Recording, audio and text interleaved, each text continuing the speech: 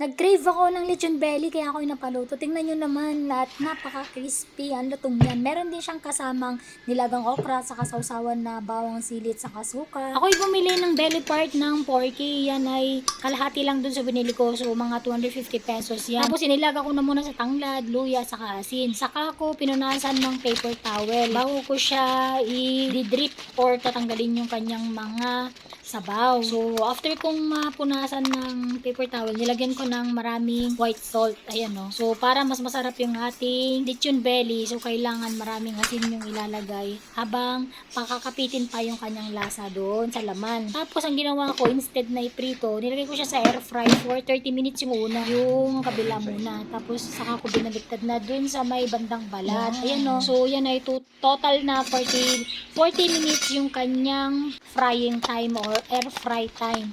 Tapos, ayan, sinati ko na kung maririnig nyo dyan, napaka-crispy yung kanyang balat kapag ginagayat. Ayan o, so nakakatakam na talaga yan. At ang sarap-sarap ng kainin. Kapag talaga nagki-crave ka, tapos nakita mo na naluto na yung ginawa, so takam na takam ka ng kainin. Ayan guys, kain tayo. Yummy to, try nyo din to.